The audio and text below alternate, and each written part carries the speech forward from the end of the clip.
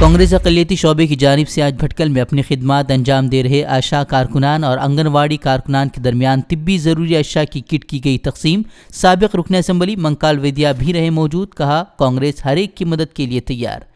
U P کے مظفر نگر میں جبرن تبدیلی مذہب کے نام پر جاری پروپیگنڈے کی کھلی پول، لڑکی نے کہا ہندو تنظیموں کے دباؤ میں آ کر درج کرائی تھی شکایت۔ گزشتہ دنوں 2 مسلم نوجوانوں پر شکایت کے بعد پولیس نے دونوں پر جبرن تبدیلی مذہب کے قانون کی دفعات کے تحت درج کیا تھا کیس۔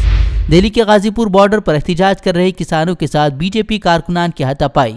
بی جے پی رہنما کو کالا جھنڈا دکھا رہے کسانوں کے ساتھ بھیڑے بی جے پی کارکنان۔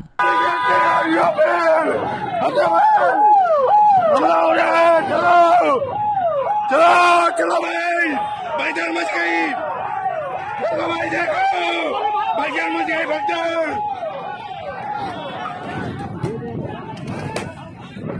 یو پی اسمبلی انتخابات میں اویسی کی انٹری کو افسوسناک قرار دینے والے ابو عاصم اعظمی کے بیان پر ایم آئی ایم رکن امتیاز جلیل کا رد عمل۔ ابو عاصم اعظمی کو ہی ایم آئی ایم میں شامل ہونے کی دی دعوت۔ اعظم خان کی مثال پیش کرتے ہوئے پوچھا جیل میں قید اعظم خان کا اب کون دے رہا ہے ساتھ؟ کہا یہی ہے نام نہاد سیکولر جماعتوں کا حال۔ جب ان کو ووٹ مانگنا رہتا تھا تو اعظم خان کو آگے کھڑا کیا جاتا تھا۔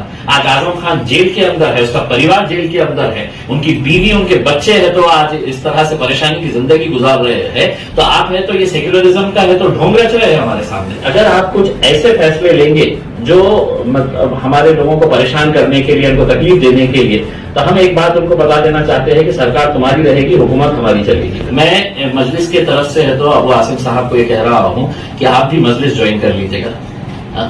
آپ کو ہم دعوت دیتے ہیں کہ آپ مجلس جوائن کر لیجیے گا۔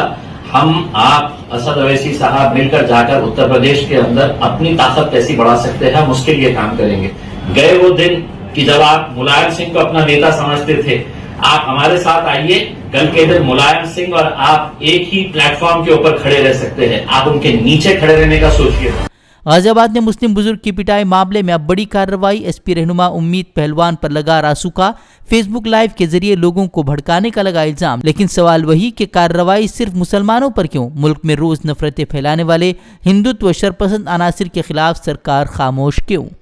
کورونا سے ہوئی اموات پر اب ملے گا معاوضہ۔ سپریم کورٹ نے مرکزی حکومت سے 6 ہفتوں میں معاوضے کی رقم طے کرنے کی گائیڈ لائن جاری کرنے کا دیا حکم۔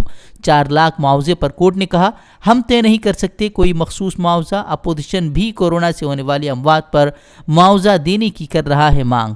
پنجاب انتخابات سے قبل کیپٹن امریندر سنگھ اور سدھو کے مابین نہیں ہو پا رہی صلح۔ سدھو نے کیپٹن کی شکایت لے کر پرینکا گاندھی سے کی ملاقات، لیکن راہل گاندھی سے اب تک ملاقات نہ ہونے کو لے کر اٹھ رہے ہیں سوال۔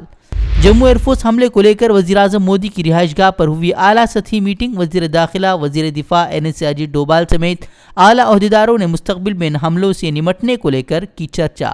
ہندوستان کو جلد ہی مل سکتا ہے اینٹی ڈرون سسٹم۔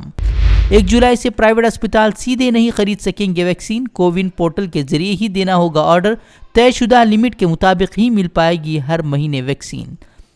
ملک کے کئی شہروں میں ویکسینیشن کی قلت۔ مہاراشٹر کے پونے میں ٹیکہ کاری مرکز کے باہر نو ویکسینیشن کے سائن بورڈ سے لوگ پریشان۔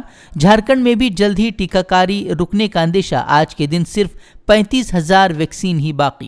پیٹرول ڈیزل کی قیمتوں میں اضافے اور بڑھتی مہنگائی پر راہل گاندھی نے مودی حکومت کو بنایا سخت تنقید کا نشانہ۔ بولے پبلک ٹرانسپورٹ کے لیے لگنے والی لمبی قطار کی وجہ کورونا نہیں بلکہ پیٹرول ڈیزل کے دام ہیں۔ ٹیکس کی غیر قانونی وصولی کا بھی سرکار پر لگایا الزام۔ بڑھتی بے روزگاری پر بھی راہل گاندھی کی سخت نکتہ چینی، ٹویٹ کر لکھا پڑھے لکھے نوجوانوں کے والدین انہیں رکشہ کھینچنے یا مزدوری کرتے دیکھنے کو مجبور۔ پی ایم مودی کے نعرے پر کسا طنز، بولے سب کچھ چھین کر مودی حکومت نے انہیں بنا دیا آتم نربھر۔